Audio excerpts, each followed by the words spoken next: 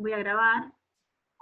La clase pasada vimos primera tópica y segunda tópica de Freud, de lo que es psicoanálisis, aparato psíquico, consciente, inconsciente y preconsciente, y la segunda tópica, yo, ello y superyo.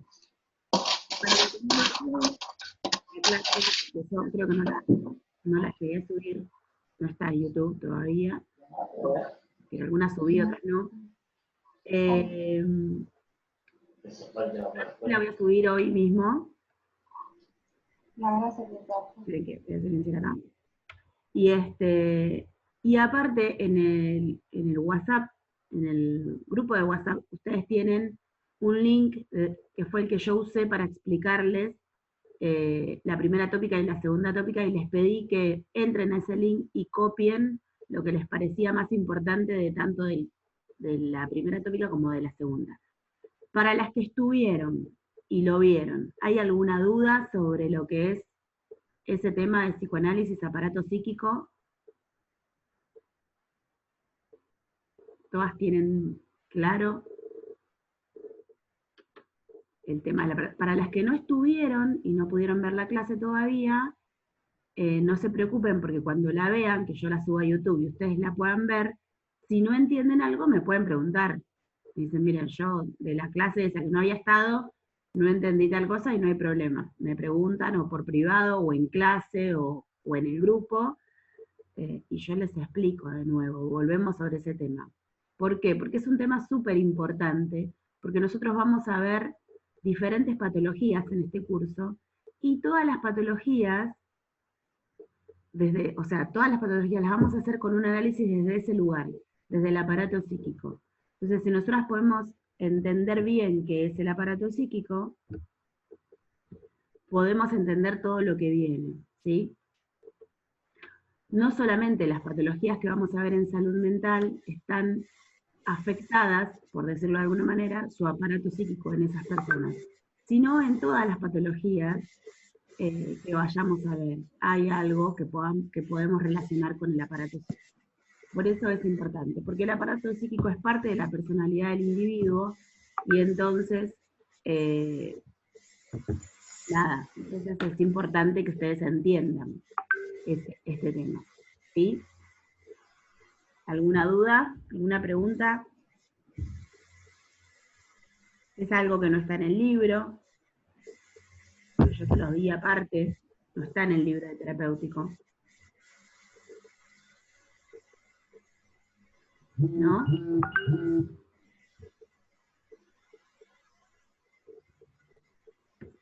Bueno, entonces vamos a empezar. Nosotras quedamos en el libro, si no me equivoco, en la página, por lo menos yo la tengo en la 23, que vimos el enfoque psicoanalítico.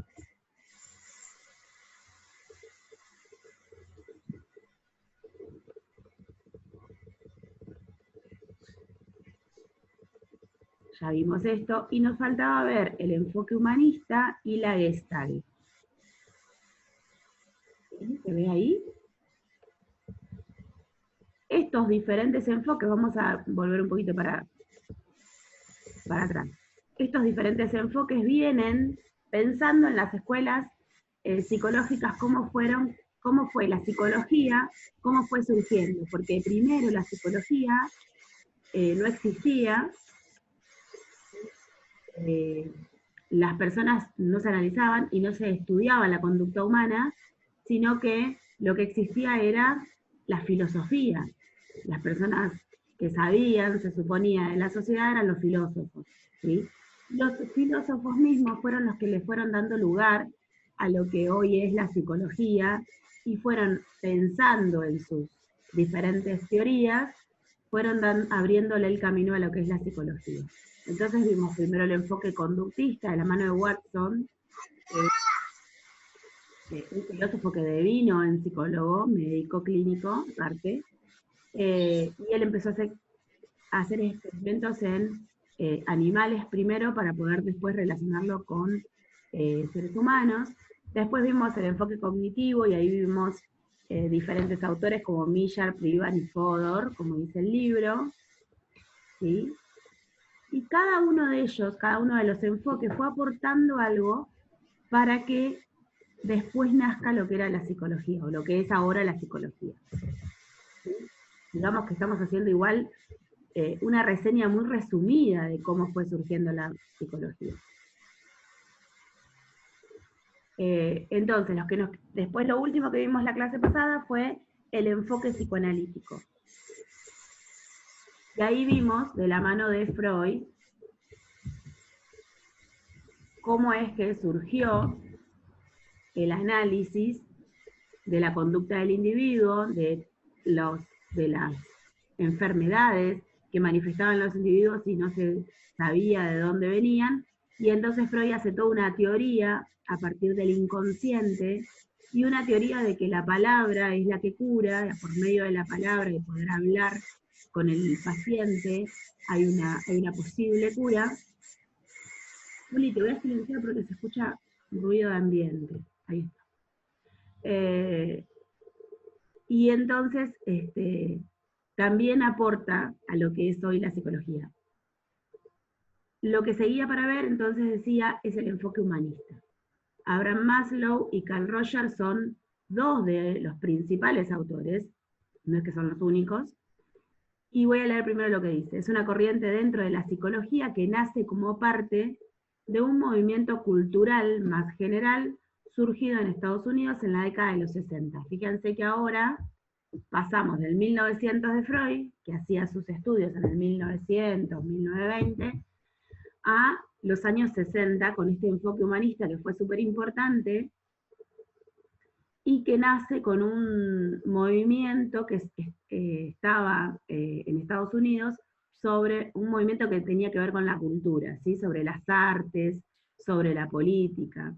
Entonces dice, en la década de los 60 involucra planteamientos como la política, las artes y el movimiento social llamado contracultura. Hay todo un movimiento social en Estados Unidos y surgen estos individuos, estos psicólogos, que van a hablar sobre la conducta humana, ¿sí? Van a pensar sobre el individuo y su personalidad y pensar de qué manera el individuo se puede desarrollar más favorablemente. Fíjense que dice, su objetivo es favorecer la autorrealización, buscando el equilibrio entre la propia vocación y las demandas de las instancias sociales, como familia, amigos, profesores. ¿Qué pasaba? Hasta ese momento, aún todavía en nuestros días se sigue esa costumbre, pero hasta ese momento era muy marcado que si un niño nacía en una familia de médicos, tenía que ser sí o sí médico. Si un niño nacía en una familia de abogados, tenía que sí o sí ser abogado. En los años 60 era como muy común, ¿sí?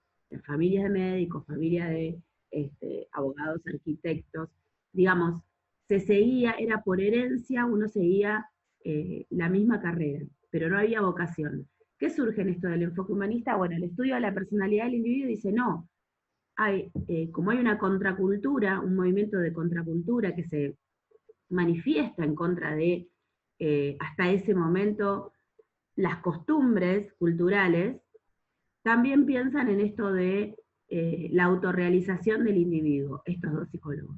Entonces dicen, pensemos en la autorrealización del individuo, buscando el equilibrio de lo que la persona quiere, de su propia vocación y de las demandas sociales. Ya no pensando tanto en las demandas sociales, pero también, sino también pensando en la vocación del individuo. ¿Sí? Dice, al psicólogo le interesa al individuo como ser excepcional e irrepetible para que se acepte tal y como es. ¿Qué pasa? Ellos aportan esto que ahora, en nuestros días, tiene el psicólogo de escuchar al paciente y pensar en lo que el paciente quiere, más allá de lo que quiera la familia, el entorno primario, ¿sí? O el entorno social. Este enfoque humanista queda planteado en la psicología de nuestros días para pensar en un individuo que es único, que es irrepetible y que tiene necesidades y objetivos propios sin pensar sin tener en cuenta las demandas del entorno. ¿Se entiende? Sí. Sí, sí, sí. Ok. Ellos usan diferentes métodos como la introspección, y ahí podemos pensar que también usan un poco el método de el psicoanálisis, el análisis de producción literaria, o sea, esto de poder escribir sobre lo que uno quiere y lo que desea, y analizar esta producción literaria, poesías, poemas y demás. En ese tiempo, en los 60, las artes estaban muy presentes. La intuición y el método científico. En realidad, lo que nosotras debemos entender es que cada uno de estos enfoques fueron aportando, como lo decía hace un rato, algo para que la psicología llegue a ser tan completa como lo es en nuestros días. Luego sigue la Gestalt, que fue un movimiento que surgió, ¿cómo se llama? Después del enfoque humanista, después de los años 60, y es una escuela de psicología que se dedicó principalmente al estudio de la percepción, a cómo percibe el individuo, ¿sí? Lo que dice la Gestalt es que el todo no es igual a la suma de las partes. O sea, el individuo va a percibir una imagen como un todo en su totalidad y luego ve los detalles de las partes de ese todo. Un paisaje, en un cuadro uno ve todo el cuadro y luego empieza a ver los detalles. ¿Sí? Entonces, la Gestalt aporta un poco de cómo el individuo percibe, y que cada individuo percibe de diferente manera. Hasta acá vamos a ver con los enfoques. Y para la que tiene el libro, vamos a seguir en la página 25, que quizás es lo que más nos deberíamos de tener, más allá de los enfoques, para ver cuáles son las ramas o campos de la psicología, los campos de trabajo de la psicología. Primero tenemos a la psicología básica. Fíjense que dice, se refiere a la teoría psicológica sobre la conducta y los procesos mentales. Ya hablamos de que la psicología estudia la conducta y los comportamientos del individuo, ¿sí? Los comportamientos del individuo en sí. La psicología general, que se encarga justamente del estudio del comportamiento de los organismos individuales. Fíjense, como les dije la clase pasada o la anterior, dice de los organismos individuales porque hay una psicología también para los animales, para las plantas, no es nada más que para los humanos. Los procesos afectivos, súper importante, e intelectuales, y el sistema psíquico. Acá donde dice sistema psíquico habla del aparato psíquico. Si no copiaron nada, pongan como título ramas o campos de la psicología, porque esto es súper importante, y pongamos en principio psicología general.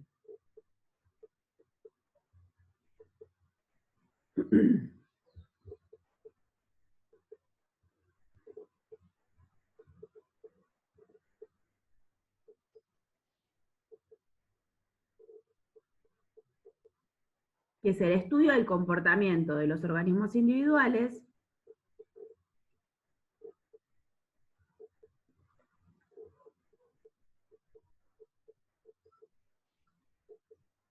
los procesos afectivos e intelectuales y el aparato psíquico. No pongan sistema psíquico porque se van a confundir. Profe, no le entendí, se cortó. Puede ser el wifi que está inestable. Entonces, psicología general es el estudio del comportamiento de los organismos individuales, los procesos afectivos e intelectuales, lo que dice el libro. Y el aparato psíquico, lo que les decía es que pongan aparato psíquico y no sistema psíquico, porque después van a decir esto de dónde sale. Nosotros lo vimos como aparato psíquico. Ahora sí, Cami. Sí, profe, gracias. Perfecto.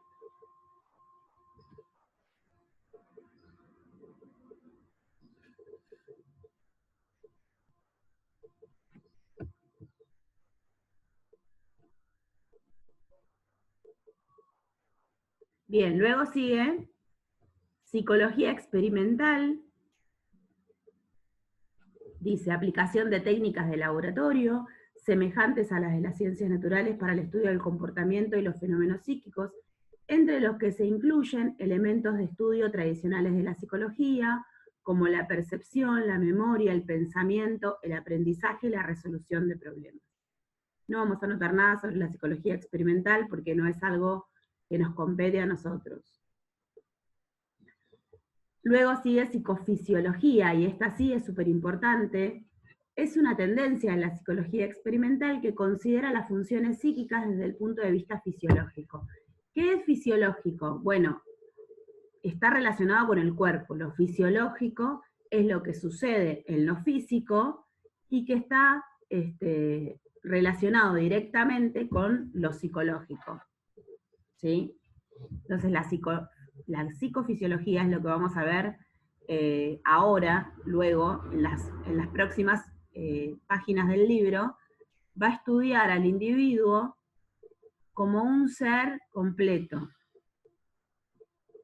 Pongan psicofisiología, y acá les dicto, no copien lo que dice el libro. Psicofisiología es el estudio del individuo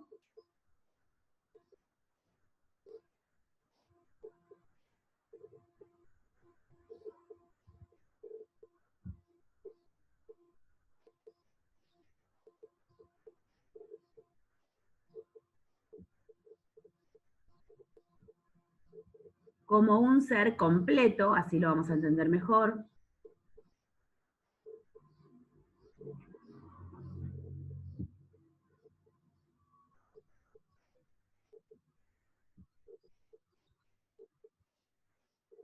Con un aparato psíquico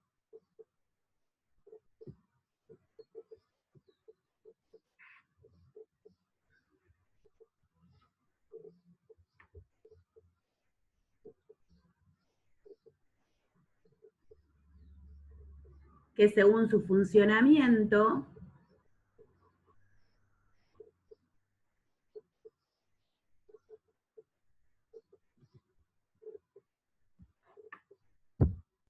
Profe, perdón, ¿cómo que no escuché lo último? ¿eso? Sí, sí, sí, gracias. No sé quién me habló porque no las veo a todas. ¿Rocío?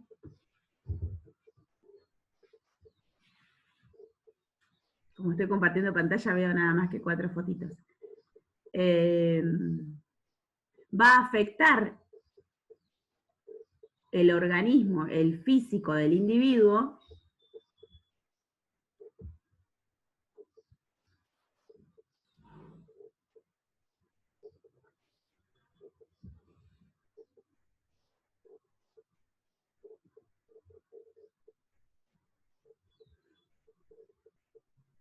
y que también lo físico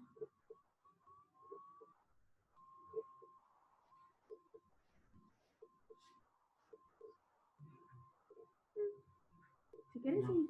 No. Puede afectar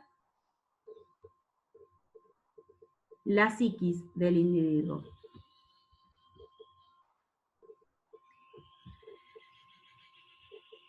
Un ejemplo de esto, para que se entienda, quizás un poco mejor. Igualmente, como les decía, lo vamos a ver ahora en las próximas páginas.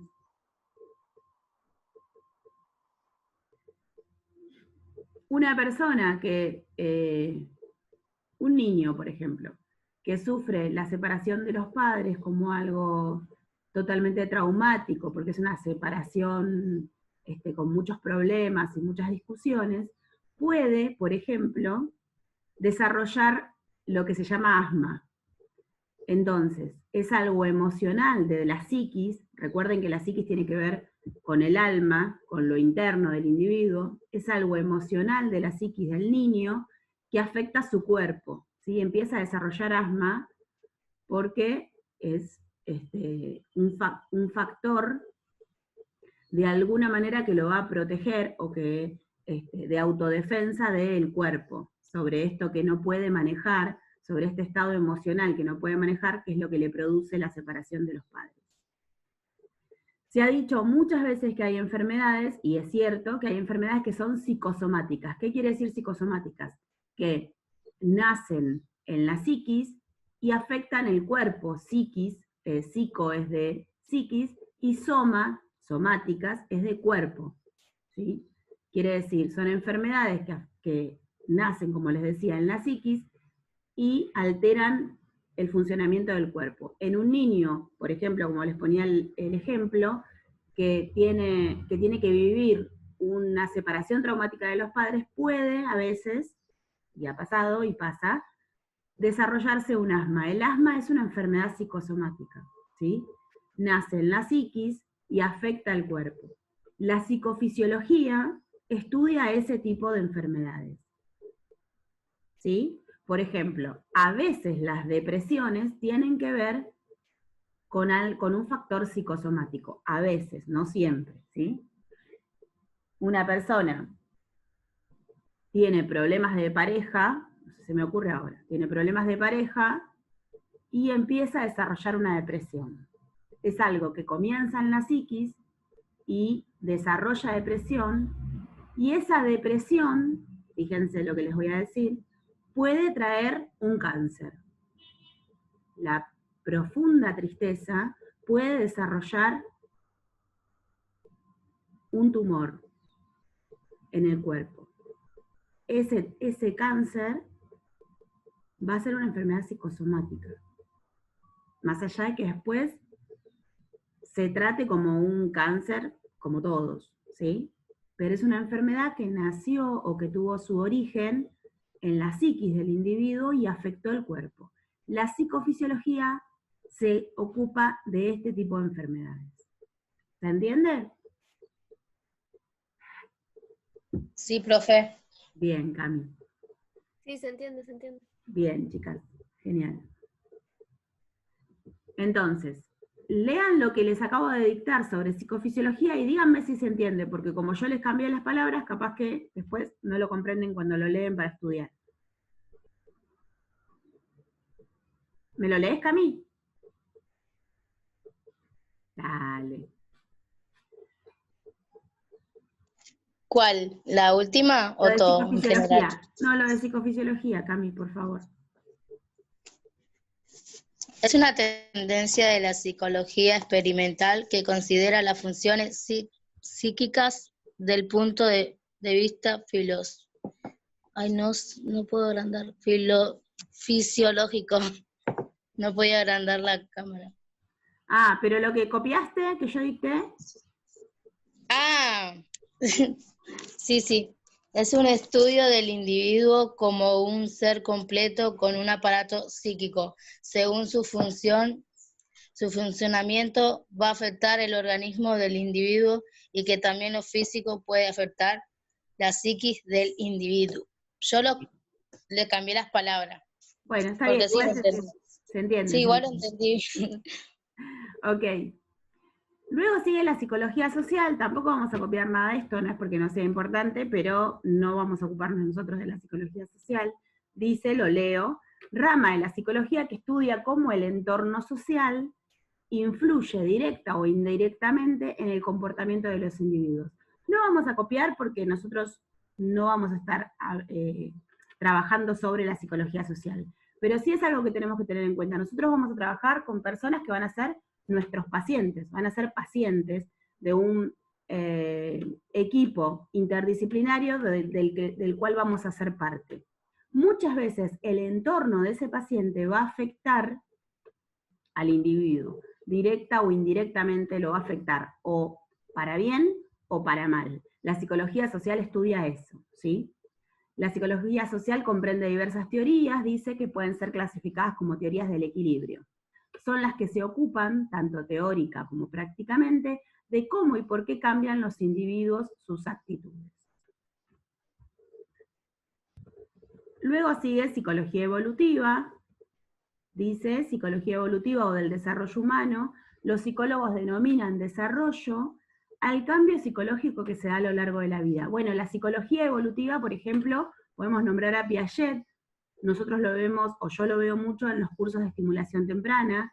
La psicología evolutiva va a estudiar el comportamiento del ser humano a lo largo de su vida, ¿sí? No es lo mismo el comportamiento de un niño que el comportamiento de un adolescente que el comportamiento de un adulto. Entonces la psicología evolutiva estudia cómo en el crecimiento del individuo va cambiando su comportamiento, su conducta. Luego sigue la psicología de la personalidad, se encarga de estudiar lo que nos caracteriza como individuos, nuestra personalidad, busca entender cómo ésta se comporta, qué influencias recibe durante su desarrollo y cómo puede medirse o modificarse. De esto no vamos a copiar nada. No es lo que les voy a tomar.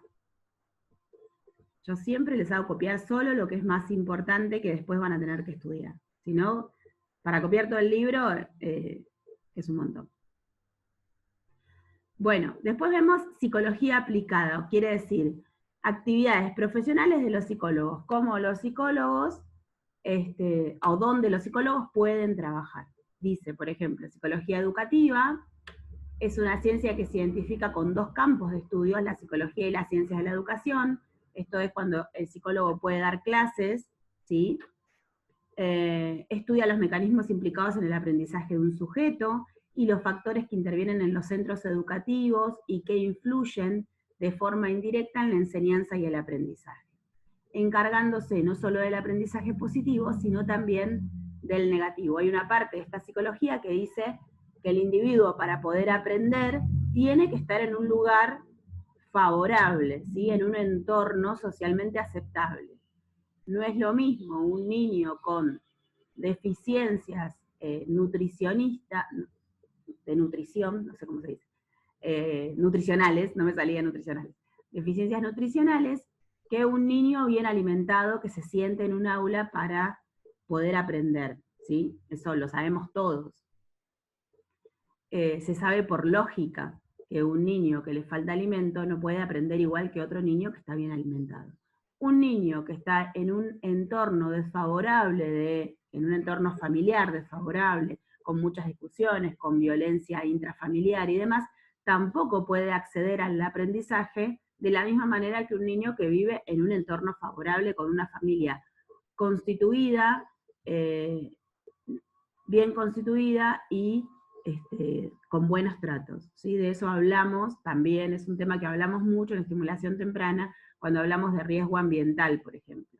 El riesgo ambiental tiene mucho que ver con el entorno que rodea al niño. Luego dice, lo voy a leer rapidito, el psicólogo de la educación suele desarrollar su actividad profesional en los sistemas sociales dedicados a la educación en todos sus niveles y modalidades durante todo el ciclo vital de la persona. También intervienen los procesos psicológicos que puedan afectar el aprendizaje o que deriven de él, independientemente de su origen personal, grupal, social, de salud, etc. Bueno, ahí encontramos los psicopedagogos, ¿sí? Se responsabiliza de las implicaciones educativas de su intervención profesional y si lo necesita puede coordinarse con otros profesionales. Bueno, nosotros como acompañantes terapéuticos seguramente en algún momento les va a tocar trabajar con psicopedagogos, ¿sí? Que estudian cómo el aprendizaje del niño se va desarrollando según la conducta, el comportamiento, según cómo está desarrollándose su psiquis. Luego dice psicología clínica. La psicología clínica es la que se encarga del estudio, diagnóstico, tratamiento de problemas o trastornos psicológicos o conducta anormal. Acá es importante que pongamos algo en claro. Muchas veces me preguntan, ¿cómo sé si mi primito, en los alumnos, entre los alumnos, mi primito que tiene como conductas media raras, tiene autismo o no, o tiene algo en el aprendizaje, o tiene trastorno de déficit de atención, ¿a dónde se lo puede llevar? ¿No? El que sabe que soy acompañante terapéutico y capacitadora en estimulación temprana y demás, de mi entorno, me dice, ¿a dónde puedo llevar a un niño para diagnosticarlo? ¿O cómo sé? Bueno, de esto se encarga un psicólogo clínico, un psicólogo de los diagnósticos, un neurólogo, un psiquiatra quizás puede dar un diagnóstico también, no quizás, puede dar un diagnóstico. No voy a mandar a un niño que tiene problemas del aprendizaje para que le digan que tiene un trastorno del aprendizaje, ya lo vamos a ver nosotros de qué se trata esto del trastorno del aprendizaje, a un psicopedagogo, porque el psicopedagogo no diagnostica, sí el psicólogo clínico, ¿sí? Siempre para diagnosticar a un niño, a un adolescente, a un adulto, se necesita del psicólogo clínico, de un neurólogo o de un psiquiatra. ¿Qué más?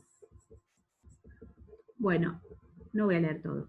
Después dice, recursos humanos, es una parte de la psicología, que es la gestión de las organizaciones, tampoco vamos a anotar eso. Se llama recursos humanos al conjunto de empleados o colaboradores de esa organización. ¿Sí? Los recursos humanos todas deben conocer algo de recursos humanos porque tiene que ver con que las empresas tienen una oficina de recursos humanos que son las que se ocupan de capacitar, de que a nada le falta al empleado, de que el empleado tenga o colabore con la empresa como debe ser. Y luego la psicología del deporte, ¿sí? La psicología del deporte es el estudio científico de los factores psicológicos que están asociados con la participación y el rendimiento en el deporte. Bueno, lo más importante ya lo copiamos.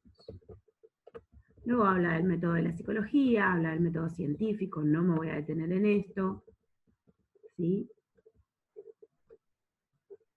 Porque quiero llegar acá, a esto que vimos hace un rato, que es psicofisiología, que dice factores psicológicos y su papel en la enfermedad. Hasta acá donde vimos psicología, ramos o campos de la psicología, ¿alguna pregunta? ¿Alguna duda? Vamos a pasar a otro tema ahora. ¿No? Igual, a ver, yo dejo de compartir pantalla para verlas, pero están todas sin cámara, así que no las veo. La veo a Ceci y a Cami nada más, a Cami Ríos. Bueno, bien.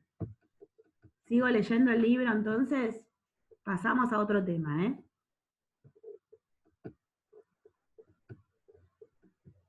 ¿Hay alguna que no tiene el libro todavía? Cami no. Yo no tengo, profe, pero por eso voy tomando notas. Bien, no sé quién me habló. ¿Juli? Oyente. Ah, Rosy, está bien. Rocío. ¿Las demás todas tienen el libro? Sí, yo lo tengo. Bien, perfecto. Perfecto. Yo lo tengo, Profe, profe. yo tengo una duda que Sí. no entiendo muy bien cómo copié el concepto de psicofisiología. A ver, ¿qué Tipo, copiaste? lo entendí, tipo entiendo, pero no tengo la definición exacta. Claro, yo porque como yo A dicté, mí me pasa lo mismo. por eso le pregunté a ¿Viste? Camila si se entendía lo que dicté, porque fui dictando y fui pensando, entonces capaz que las compliqué más. ¿Qué copiaste? A ver. Está todo desordenado. Ah, bueno. Cami, vos me leíste la psicofisiología. Cami Ríos. Sí, es el estudio del individuo como ser completo con un aparato psíquico según su funcionamiento. No, pará. Es el estudio del comportamiento, ¿sí? Del individuo, como un como ser un ser completo. completo. Punto seguido. Con un aparato psíquico que según su funcionamiento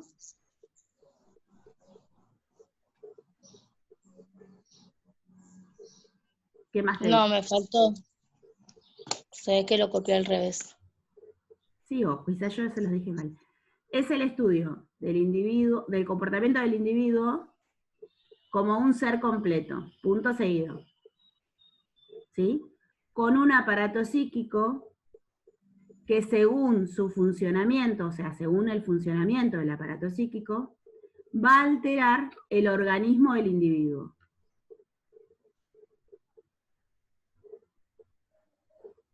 ¿Qué quiero decir con esto? Que según cómo funciona el aparato psíquico, lo interno del individuo, la psiquis del individuo, puede alterar el organismo, su cuerpo, lo físico. ¿Sí? Y que lo físico, luego ¿qué les dicté, Cami?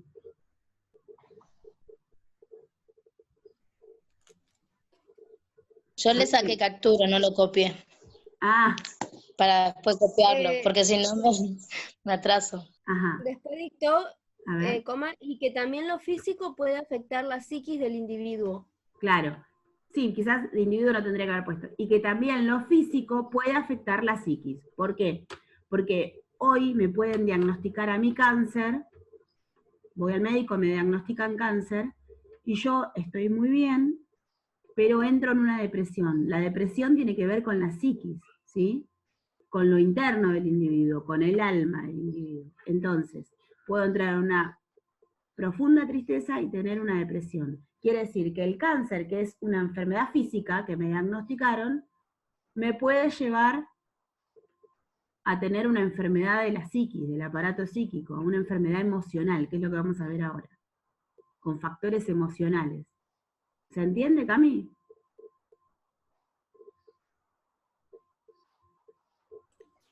Profe, le digo si me quedó bien. Dale. Tipo, es el estudio del individuo como un ser completo, punto. Con un aparato psíquico que según su funcionamiento va a afectar el organismo del individuo y que también lo físico puede afectar la psiquis. Sí, así. Sí. Porque si no podemos traer la psique del individuo, queda como repetitivo. ¿Pero lo entendés, Cami? Sí, lo entendí. Ah, ok. Pero no tenía la definición. ¿Vos, Cami Ríos, lo entendiste? Sí, solo que lo copié al revés, pero sí lo entendí. No, porque a veces yo, por ayudarlas, las confundo. Por no copiar directamente lo mismo del libro, porque a veces me parece más complejo, trato de ponerlo en palabras y quizás hablando así las confundo. Repito palabras que no tengo que repetir. Bueno, bien. Entonces, si no hay otra duda, pasamos al próximo tema. Entonces, factores psicológicos y su papel en la enfermedad. Leo primero, después lo charlamos y me preguntan. Dice, en el terreno de la psicología aplicada al campo de la salud, y acá estamos hablando de la psicología clínica que vimos hace un rato, se ha comenzado a hacer una diferencia entre estar enfermo y ser enfermo. Se consideraba tradicionalmente que un agente externo producía el estado de enfermedad. Pero ahora se sabe que intervienen otros aspectos, además de los puramente biológicos. E incluso se habla de que se puede aprender a estar enfermo. En este trabajo se revisan los diversos factores psicológicos que se han relacionado con la enfermedad física. Es lo que venimos hablando, esto de estar enfermo por una enfermedad, por un factor externo, o ser enfermo desde lo interno, desde la psiquis, ¿sí? Bien, esperen, ¿eh? Me posiciono acá, sí va. Dice, factores emocionales. Uno de los factores psicológicos que más se han relacionado con la enfermedad es la emoción. Fenómeno que ha sido abordado desde diferentes perspectivas. A continuación se presentan las principales. La primera teoría es la teoría psicoanalítica, y un poco ya vimos, y es la única que vamos a ver. Esperen que bajo bien. Dice, el psicoanálisis fue primero un método de investigación y curación, según Freud, fíjense las fechas, 1925, 1981, falleció Freud, fundamentado en el descubrimiento que su autor, Sigmund Freud, hizo de la represión, pero posterior y finalmente se convirtió en una teoría cuyo propósito es dar cuenta de los factores dinámicos del conflicto psíquico y de la represión. Es así como el propio Freud postula que las teorías de la resistencia y de la represión de lo inconsciente, de la significación etiológica de la vida sexual y de la importancia de los sucesos infantiles, son los elementos principales del edificio teórico psicoanalítico. ¿Sí? Recuerden que Freud hacía estudios con estas mujeres que tenían traumas que tenían mucho que ver, que estaban relacionadas con la niñez, en su mayoría.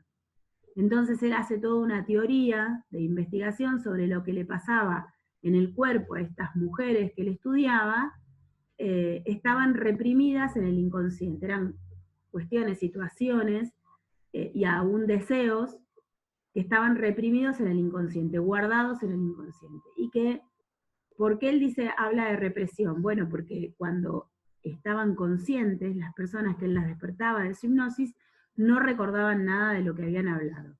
Quiere decir que aquello que habían hablado era parte de su inconsciente. ¿Sí? ¿Me siguen hasta acá?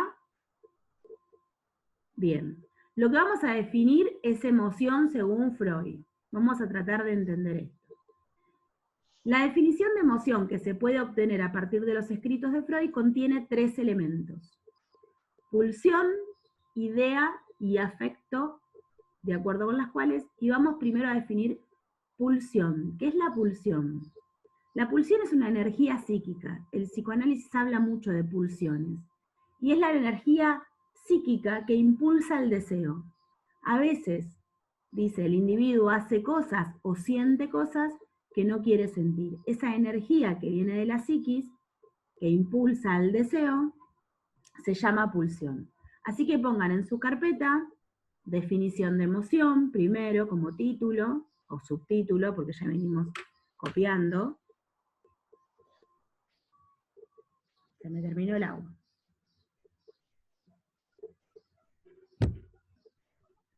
Y luego vamos a poner pulsión como un concepto, 2 puntos, energía psíquica que impulsa el deseo o al deseo. Energía Psíquica que impulsa el deseo.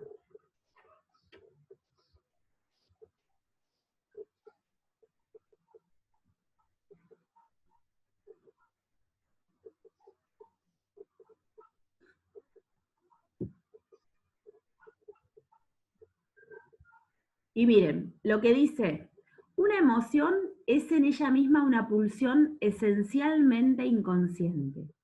¿Por qué habla de una pulsión inconsciente? Primero dijimos que la pulsión es una energía psíquica y que es inconsciente porque uno no lo va a pensar, ¿sí? No está en lo consciente del individuo. ¿Qué pasa cuando vemos una película y se nos llenan los ojos de lágrimas? Es una emoción que es en ella misma una pulsión que es inconsciente. Yo no pienso que mirando la película me voy a poner a llorar. Sin embargo, veo la película y me emociona y se me llenan los ojos de lágrimas. De eso habla, la pulsión esencialmente inconsciente. Es una energía que viene de la psiquis, que está impulsada por el deseo, y que es inconsciente, que no está pensada. ¿Se entiende? que vos no pensás. Claro, O que no sea, pensás. que mirás y te emocionás. Claro. Por ejemplo, hay personas que suelen ponerse coloradas por todo, ¿sí? Se ponen rojas por todo. ¿Sí? Esas personas pueden experimentar lo que es una emoción que es en ella misma, una pulsión esencialmente inconsciente, porque cuando algo las hace emocionar o dar vergüenza, a veces ni siquiera es por vergüenza, sino porque se sienten felices. Entonces se ponen coloradas, es porque es inconsciente, no es que piensan, ay, me voy a sonrojar, ¿sí? ¿Se entiende?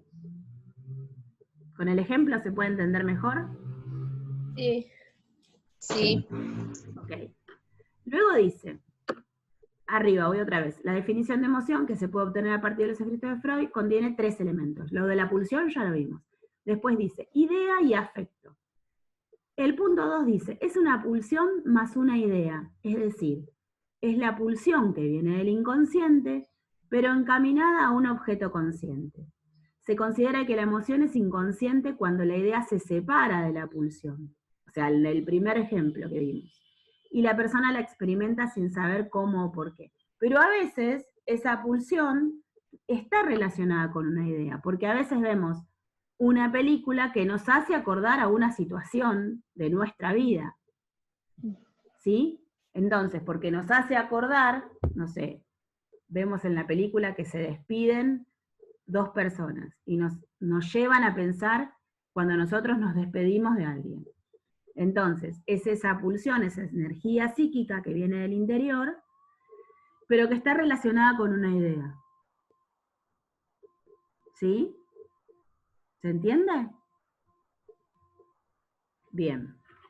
Y luego dice, si no me preguntan, yo doy como entendido, ¿eh?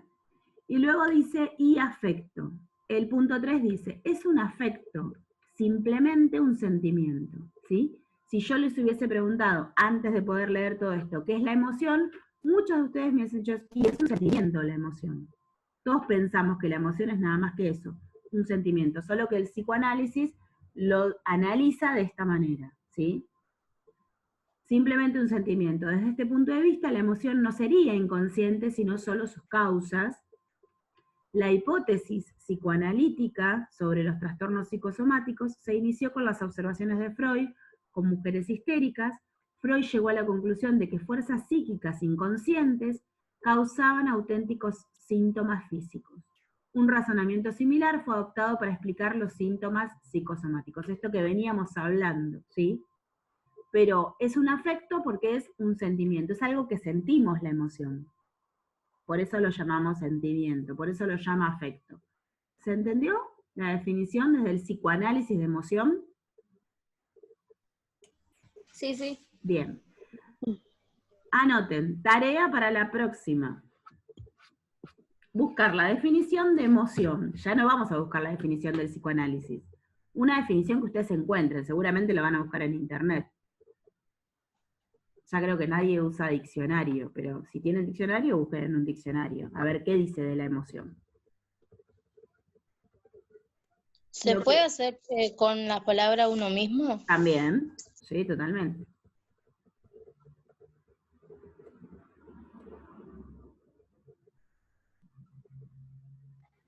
Profe, una pregunta. Sí.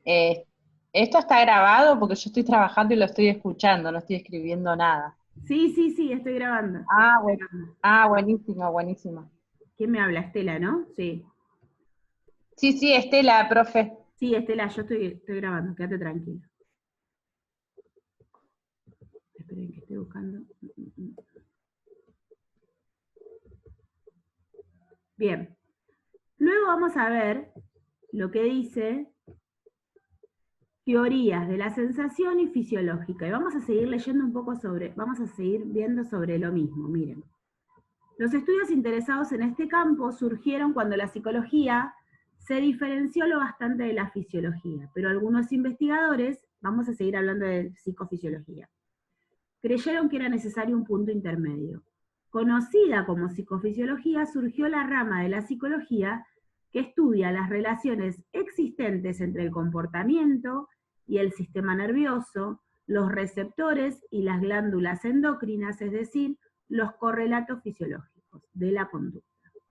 Durante todo el siglo XIX, desde 1811 hasta 1873, se produjeron diversos descubrimientos que contribuyeron a la formación de la psicofisiología.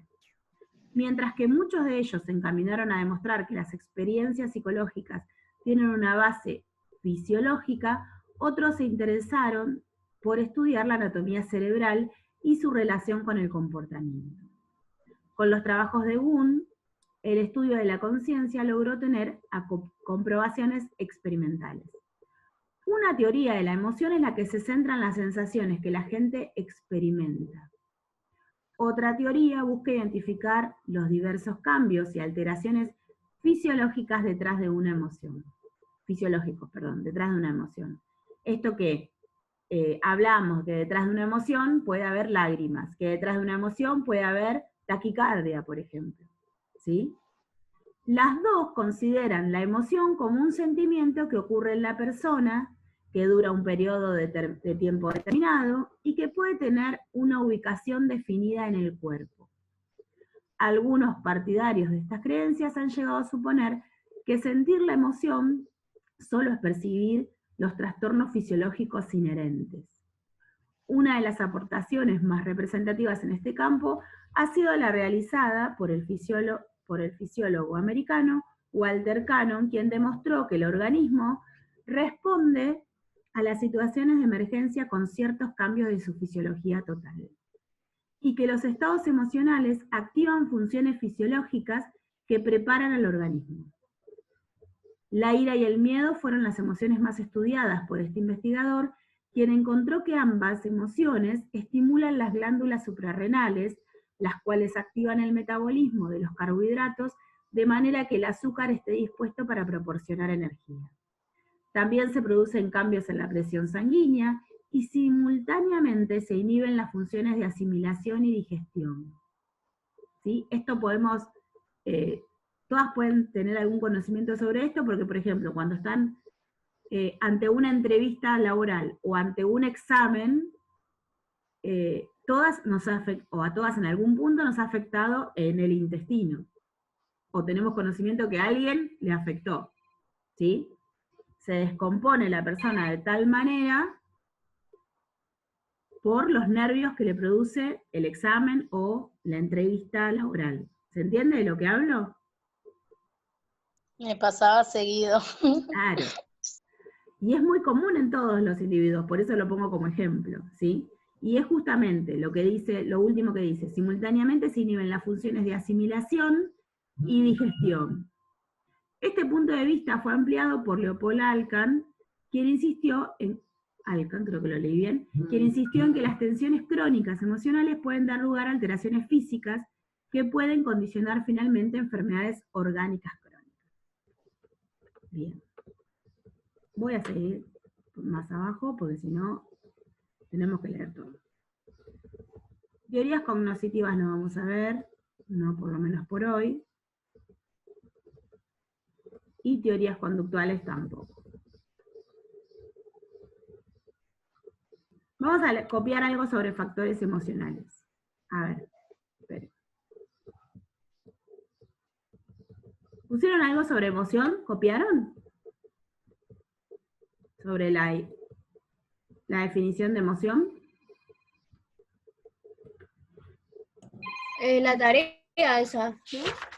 Sí, pero la definición que hicimos con el psicoanálisis. Ah, sí, sí, ¿Copiaron? la copié. Sí, sí. No, yo no la copié. Que no era la energía psíquica que impulsa el deseo. Ah, no, esa función. Yo copié eso. Perdón, me fui porque me estaban llamando por teléfono. Díganme, ¿qué me decían? Perdone. Profe, ¿la pulsión era lo mismo? Sí, o sea, una emoción es en ella misma una pulsión, es una pulsión más una idea y es un afecto. Eso quiero que tengan copiado de lo que dice el análisis de la emoción. Bueno. Esto que tengo acá en pantalla. Si no, la que pueda le saco una captura de pantalla. ¿Sí? Si lo entendieron, cópienlo así. La emoción es en ella misma una pulsión más una idea y es un afecto para el psicoanálisis. Luego tienen que hacer la tarea de qué es una emoción para ustedes, o qué es la emoción, mejor dicho.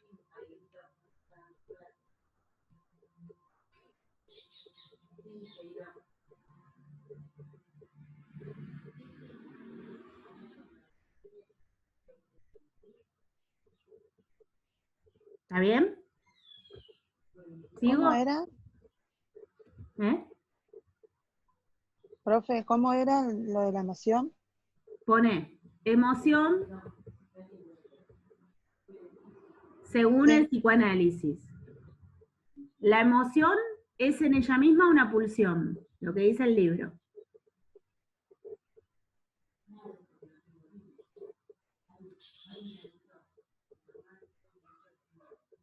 Sí. 2. La emoción es una pulsión más una idea.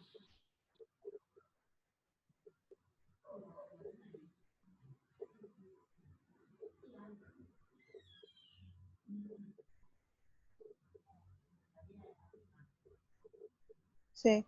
Y 3. La emoción es un afecto, un sentimiento.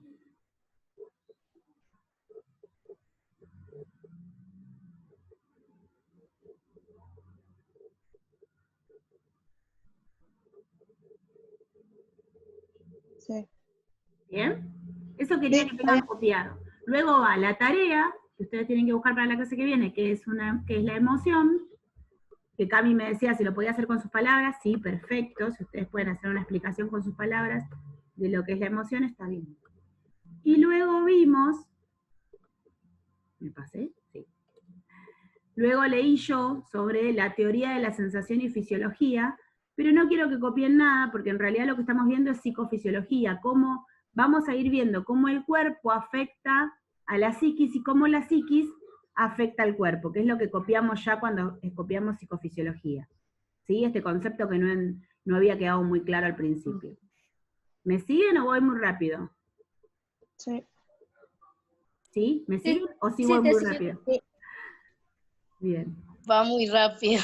¿Voy muy rápido? Ah, bueno, me suele pasar, ¿eh? Yo soy así como todo el tiempo en media eléctrica. Me suele pasar que los alumnos me digan, pará, profe.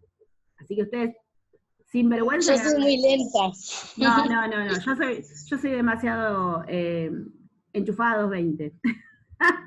Es la verdad. Yo hago mi autocrítica, porque no me pasa nada más que con vos, Cami, o con ustedes, sino me pasa con muchos alumnos. Cuando dicto también, pará, que vas muy rápido. Bueno, sí, por eso les digo, cada tanto paro y pregunto, ¿entienden? ¿Sigo? ¿No sigo? Porque si no yo sigo pensando que me entendieron. Igual yo voy entendiendo con los ejemplos que da, profe. Siempre con los ejemplos es un poco más fácil, sí.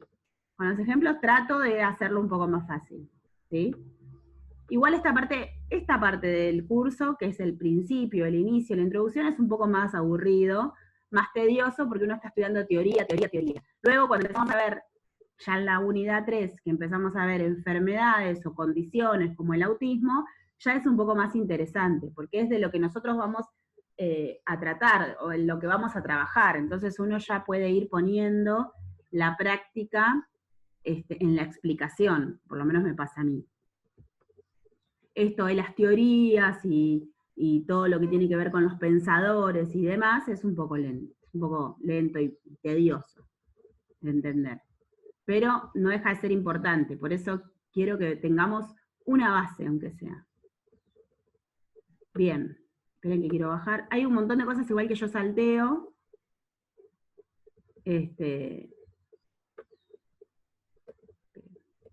Y quiero ver hasta dónde podemos ver.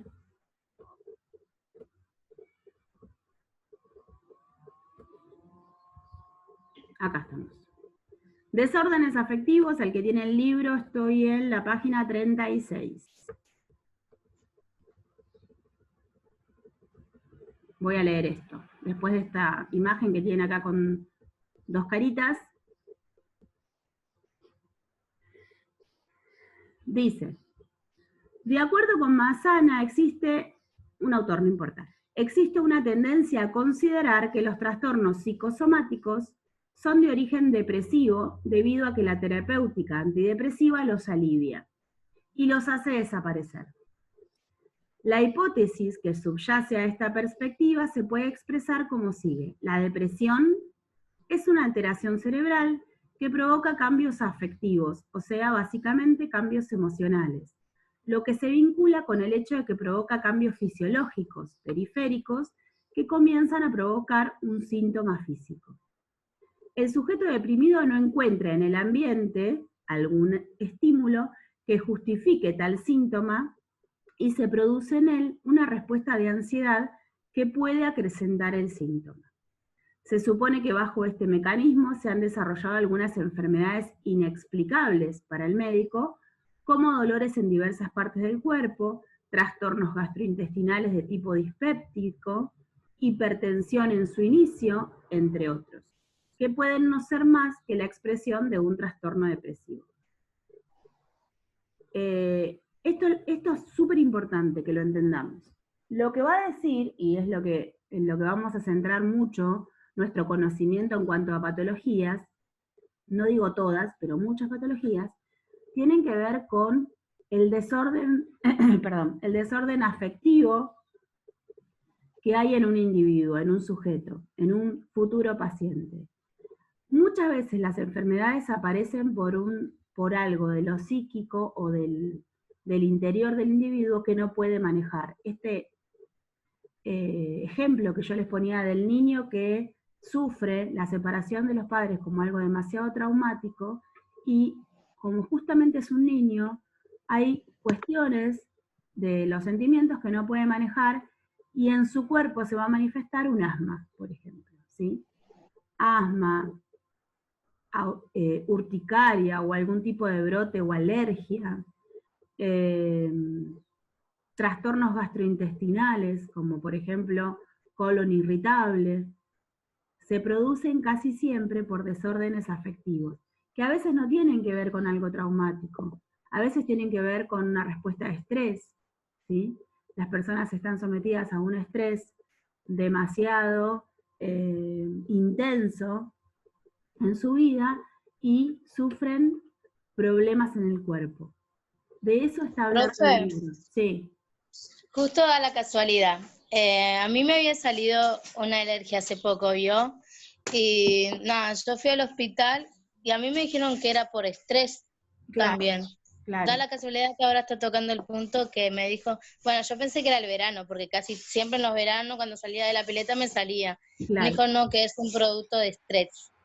claro, sí, es que es muy común, aparte. Miren, yo tenía 14 años cuando mi papá se enfermó y estuvo enfermo muchos años, y toda la familia sufrió como un desorden, porque estuvo muy grave y demás, y cuando yo tenía 15 años me empezaron a salir ampollas en las manos y en los pies.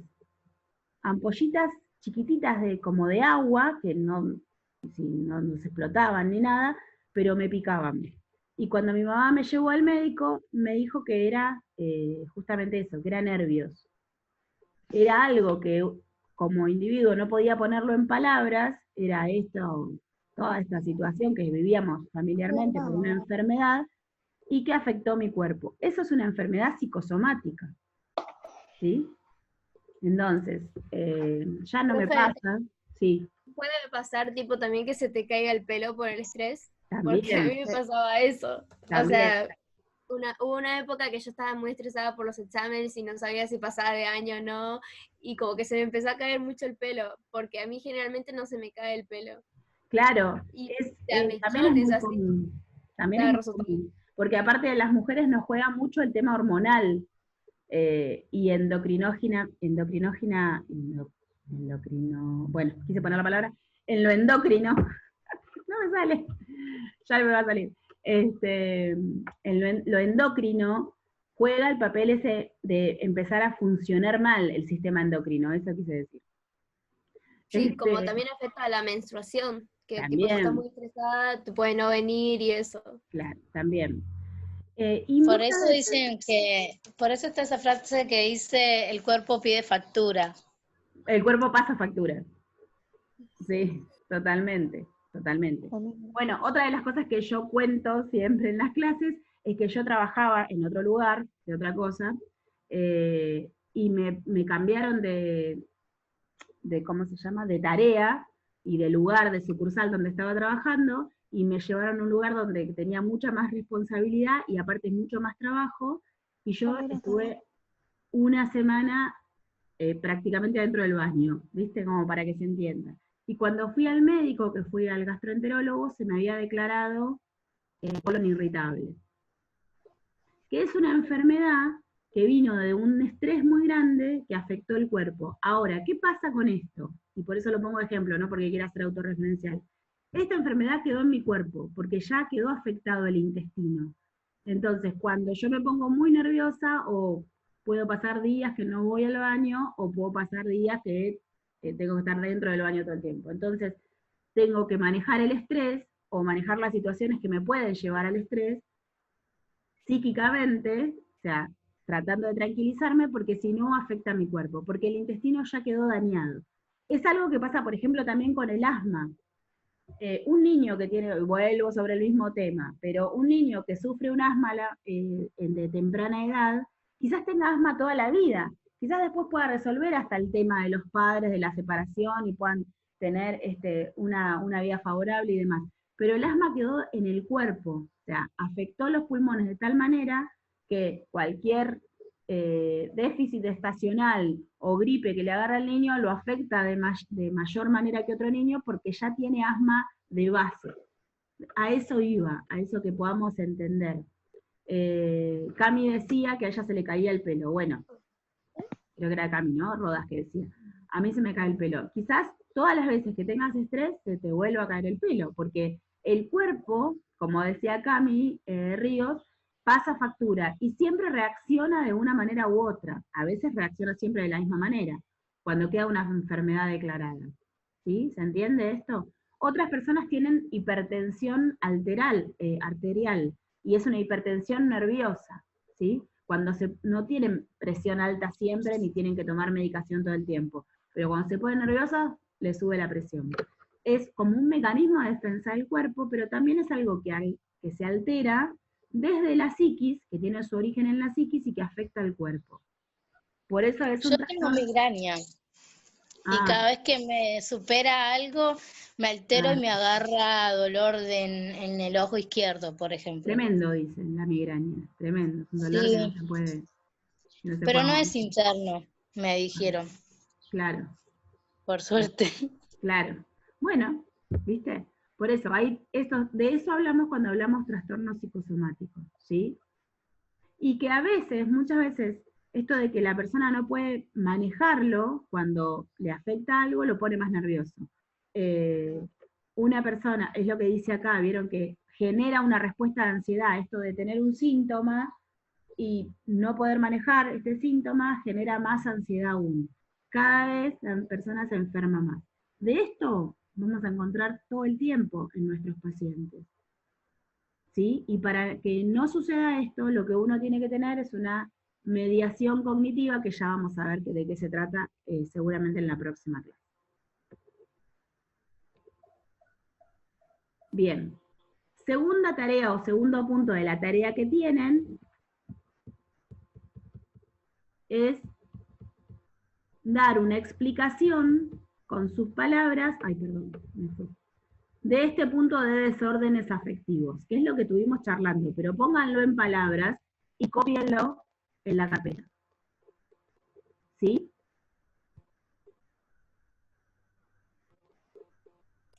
Profe, perdón, dar una explicación. Dar una explicación con sus palabras del punto desórdenes afectivos del libro. Pongan desórdenes afectivos entre comillas, y la que necesite le paso la foto.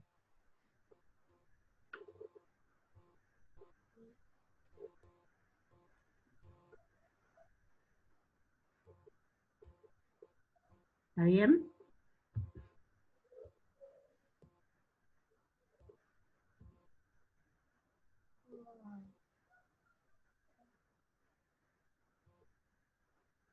Vieron que no se nos cortó hoy a los 40 minutos. A veces da como esos plus. Está bueno eso. Así, Está bueno que no se corte. Muchas partes. Yo probé de hacer un Meet, no sé si les conté, porque el Meet no tiene límite de tiempo, pero resulta que después, como yo subo la clase a YouTube, YouTube no me deja subir el Meet. No sé si soy yo que tengo un sistema operativo antiguo de mi computadora o porque no se puede. Me deja compartir el enlace pero del Meet grabado, pero no subirlo a YouTube como una clase. Por eso seguí con el tema del Zoom.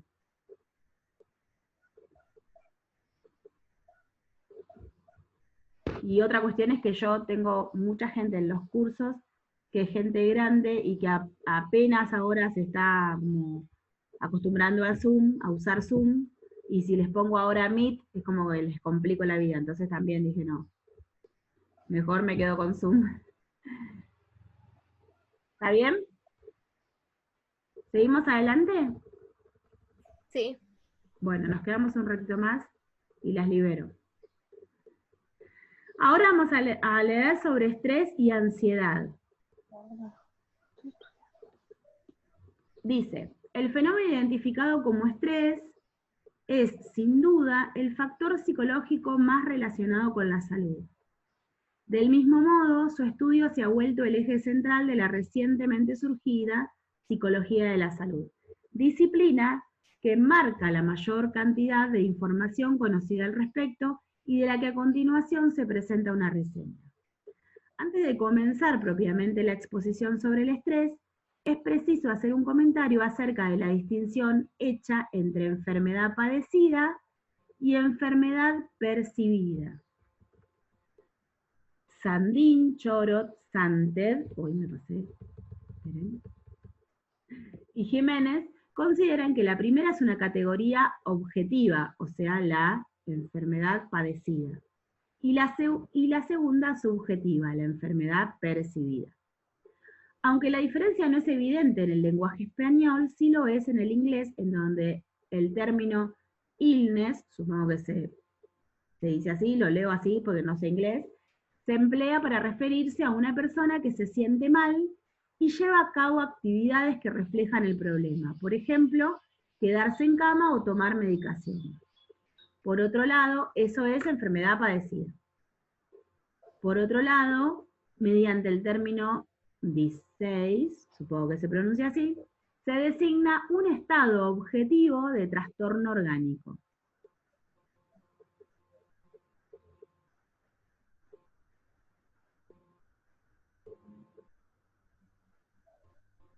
¿Sí?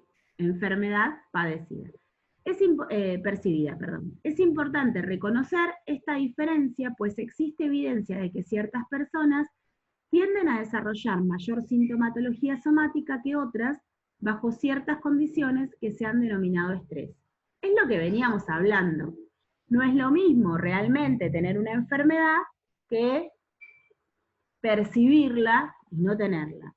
Y ha pasado mucho en este tiempo de cuarentena, de pandemia.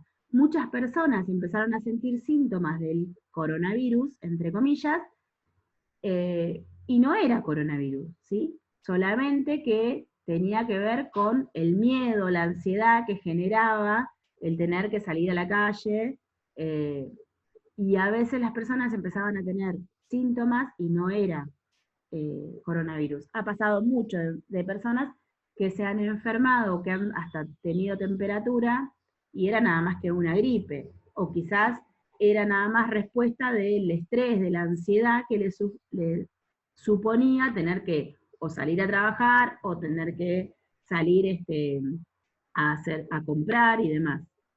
Esto de la enfermedad percibida y padecida es importante, porque no es lo mismo tener una enfermedad y sentirse mal y decir, bueno, hacer cosas para sentirse mejor, que en realidad percibir una enfermedad que no existe. ¿Sí? Muchas veces sucede eso, que percibimos, o las personas perciben que están enfermas cuando no están. Es lo que se llama las personas hipocondríacas, por ejemplo. ¿Sí? ¿Se entiende o no? ¿Se quedaron todas calladas? Yo entiendo más o menos. Más o menos. Es complicado porque habla de la enfermedad percibida y padecida. Vamos a ver un poquito más adelante si encontramos alguna explicación mejor. No, habla del estrés. Vamos a volver a leer esto entonces. Fíjense que habla de enfermedad padecida y considera que esa enfermedad padecida en sí es una categoría objetiva. Profe.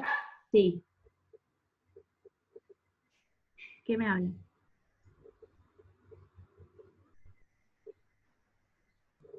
¿Quién me dijo, profe?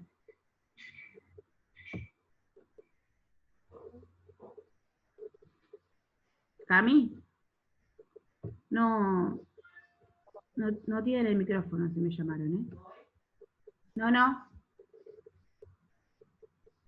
Profe, yo, Estela. Ah, Estela, decime. Sí, me tengo que retirar, profe, porque me vinieron a buscar el remis. Dale, tranqui, yo ahora te muevo el presente. Bueno. Feliz Navidad para todas, chicas, Igual y para para usted, vos, profe. felicidades, que la pases lindo. Gracias igualmente. Chau, besitos. Un beso.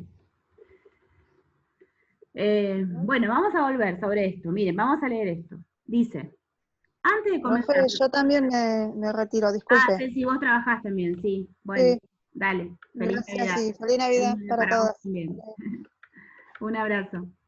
Gracias igualmente. Ahora voy a tomar lista. Fíjense que dice, un comentario acerca de la distinción hecha entre enfermedad padecida y enfermedad percibida. Luego dice, La primera es una categoría objetiva, quiere decir que la padecida es la real, es una enfermedad real, ¿sí? No es lo mismo decir, tengo gripe y tener el diagnóstico de la gripe a sentirse, o tengo coronavirus, en el caso del coronavirus, tengo coronavirus, hacerse un hisopado y que me dé positivo, a sentir todos los síntomas y que no tenga nada. O sea, padecido sería con un diagnóstico. Y percibido, es una segunda, perdón, es una categoría subjetiva, sería percibido, percibir la enfermedad y que no exista. O sea, generar los síntomas, pero que no haya un diagnóstico de enfermedad. ¿Se entiende? Como esas chicas tipo que se embarazan y al final no están embarazadas, pero Por tienen todos los ejemplo. síntomas de embarazada. Claro, por ejemplo, podría ser un ejemplo ese sí, aunque no es una enfermedad del embarazo, pero está bueno, así como percibir algo que en realidad no existe. Sí, pero ahora entendí. Ahora sí se Claro. entiende. Claro, por eso volví para atrás, porque esto de que los términos en inglés y qué sé yo, medio como que nos hacen complicar. ¿Está bien? ¿Ahora sí? Entonces, Sí, ahora sí. esa es la diferencia entre enfermedad percibida y padecida. Luego, el libro hace esta diferencia porque no todas las personas que se sienten enfermas realmente están enfermas. Y porque aparte luego vamos a hablar del estrés. Pero, esperen que voy a dejar de compartir pantalla acá. Y voy a buscar, primero voy a tomar lista porque si no me voy a olvidar, como el otro día.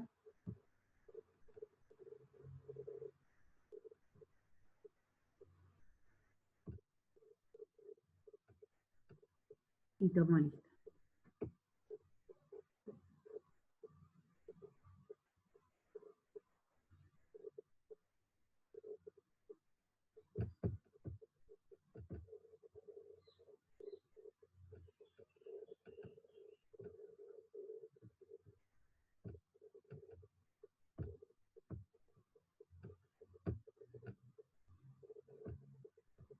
Ahí está.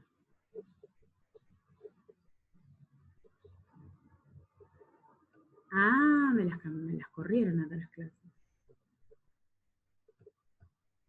24, 17, ¿por qué 17 de enero?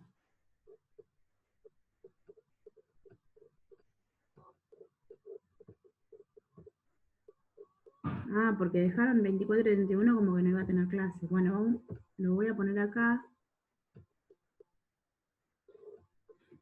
Y después voy a aclarar ese tema. Porque hoy trabajamos. Estela estaba. Camila está. Isabel no está hoy. Camila también. Zoe también. Ana María no. Sara no. Las chicas que tienen peluquería, Ana María y Sara tienen peluquería. Deben estar a full, que hoy es 24. Fiorella creo que estaba internada, por lo que vi en sus estados. Laura estaba, ¿no? Chicas, yo la vi, me pareció. Me pareció que la vi al principio. Recalde Cecilia no, Bollante Rocío sí.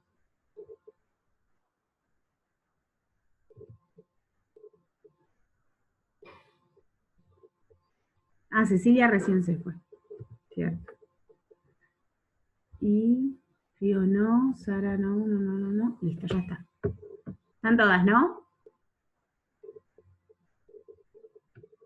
Cualquier cosa díganme. Se me olvidó alguna. Ahí está. Ahora sí. Bueno, voy a dejarlas por hoy porque, primero porque es 24 y segundo porque ya vimos bastante, ya que no se cortó, vimos bastantes temas y aparte no quiero empezar otro tema que es mucho más largo, el del estrés. Tenemos que ver estrés, estresores, que están en el libro y se nos va a hacer súper tarde.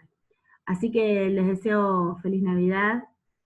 Dudas que tengan y que surjan, si cuando ven la clase, si vuelven a verla, anótenselas, si me preguntan, no se hagan problema de volver hacia atrás, porque yo entiendo que a veces voy muy rápido, porque todo el mundo me lo dice, así que no se preocupen que no son ustedes, soy yo. Y bueno, espero que la pasen lindo y verlas la clase que viene. Para usted también, profe, Gracias. pásela lindo. Un besito, abrazos, Feliz Navidad para todas. felicidades.